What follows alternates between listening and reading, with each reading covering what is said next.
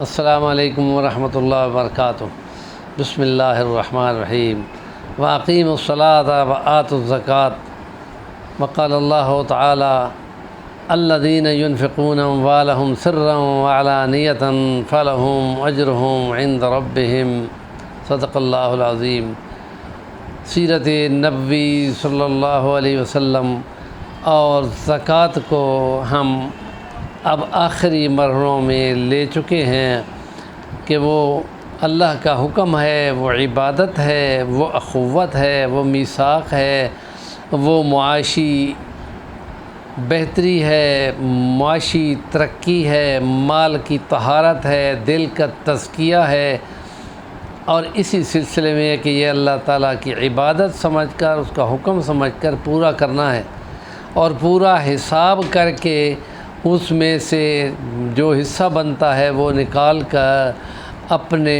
اگر اسلامی ریاست ہو تو وہ خود سلیکٹ کرے گی۔ اب یہ ہے کہ 4 ہجری میں زکوٰۃ کا حکم آیا تھا اور عملی طور پر اس کا نفاذ 9 ہجری میں ہوا تھا۔ وہاں نبی پاک صلی اللہ علیہ وسلم نے زکوٰۃ کی وصولی کے لیے اپنے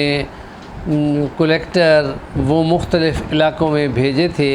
اور وہ جا کر مال لا کر اسلامی ریاست کے لیے مہیا کرتے تھے۔ یہاں ایک خاص واقعہ ہے جس کی طرف ہم اشارہ کرنا چاہ رہے ہیں کہ ایک شخص نبی پاک صلی اللہ علیہ وسلم سے آ کے دعا کراتا ہے کہ یا رسول اللہ میرے مال کی برکت کے لیے دعا فرمائیں، اور اللہ پاک نے اپنے نبی کے دل کی رہنمائی کی ہوئی ہوتی ہے، تو آپ نے فرمایا کہ جتنا تیرا مال ہے اس پہ صبر کر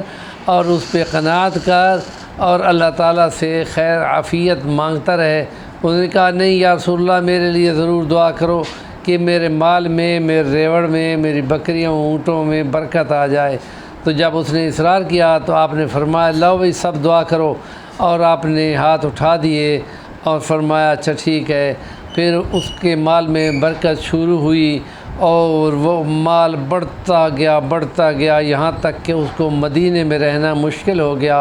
وہ باہر کی بستی میں منتقل ہو گیا بکریوں کے ریوڑ اور اونٹوں کے۔ اور اس لیے جب نبی پاک صلی اللہ علیہ وسلم نے ان لوگوں کی طرف اپنے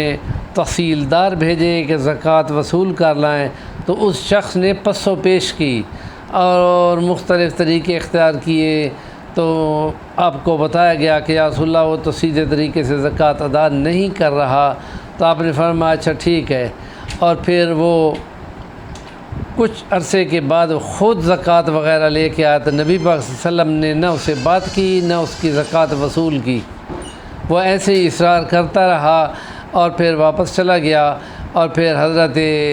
ابو بکر صدیق کا دور آیا تو وہ بھاگتا ہوا آیا اور کہتا ہے کہ میرے مال کی زکوٰۃ لیں۔ تو ابو بکر صدیق نے فرمایا جب رسول اللہ صلی اللہ علیہ وسلم نے تمہاری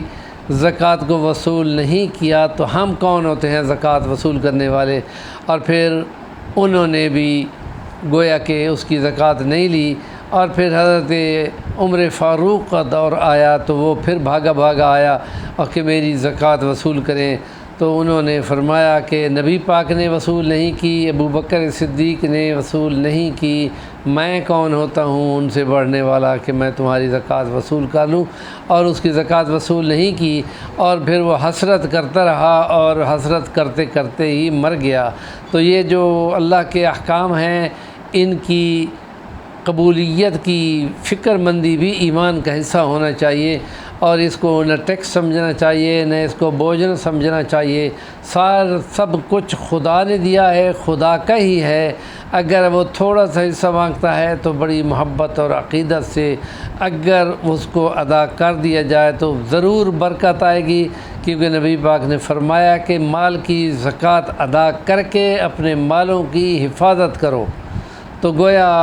اپنا منمانی اور اپنا خیال یہاں نہیں چلتا، یہاں شریعت کی بات چلتی ہے، تو برکت اور حفاظت اسی سے آئے گی جو صحیح محبت اور عقیدت سے عبادت سمجھ کر ان کو انجام دیتا ہے، ورنہ تو یہی ہوگا کہ وہ مال اور سب کچھ ضائع ہو جائے گا، اور ادھر کا بھی نقصان اور آخرت کا بھی نقصان ہوگا۔ ہمارے چینل کا نام ہے صفی الوانی، ضرور سبسکرائب کریں اور کام کی بات کا کمنٹ کریں۔